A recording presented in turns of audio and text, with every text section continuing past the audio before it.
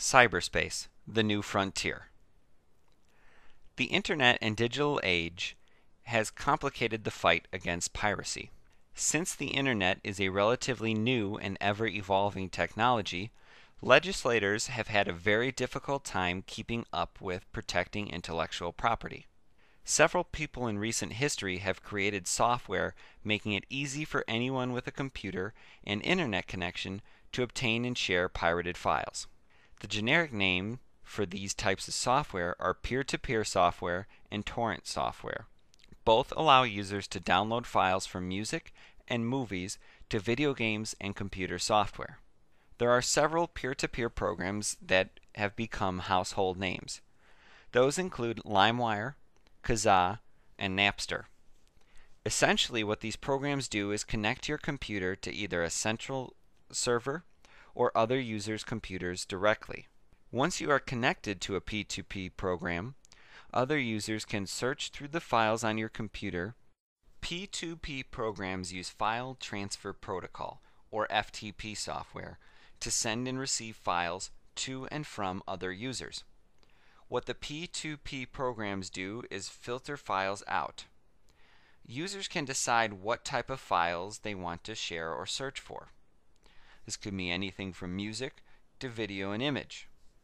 Once you begin to receive a file, you are connected to one other user's computer.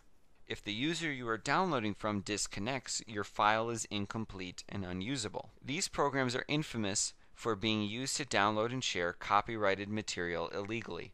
Currently, LimeWire is still a free open source software with a warning about downloaded copyrighted material.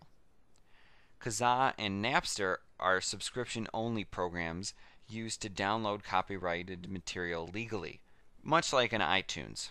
Torrent software works a little differently and much more anonymously.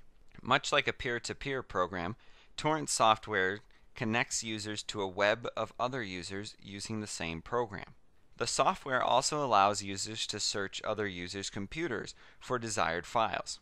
What is different from a peer-to-peer program is that torrent software allows users to download parts of a file from multiple users at the same time. The file is not affected by users who disconnect, connect, or reconnect.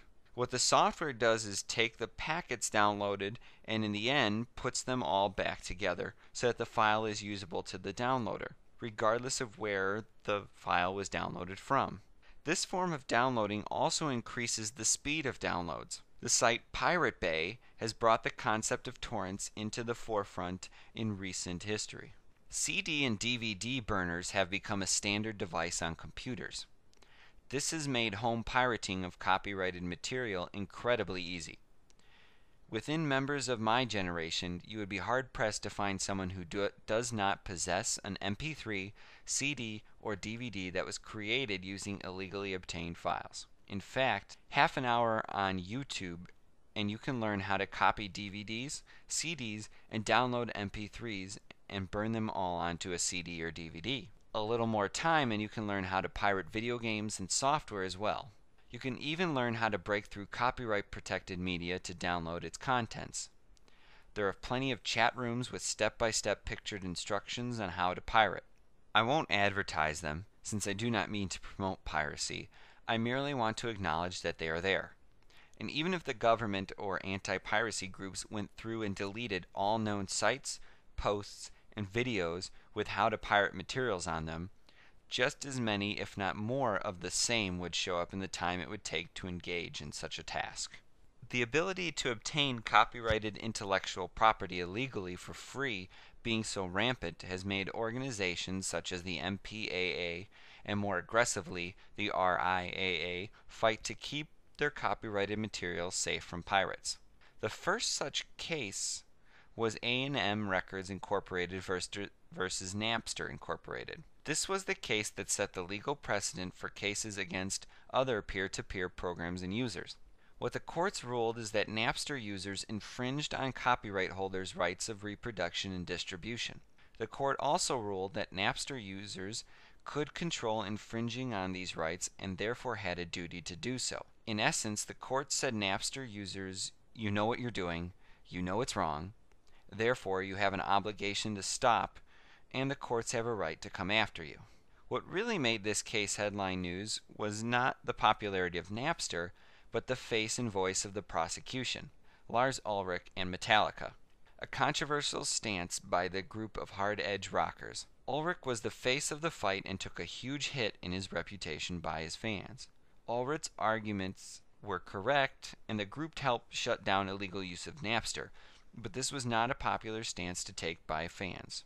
This was the day free music died.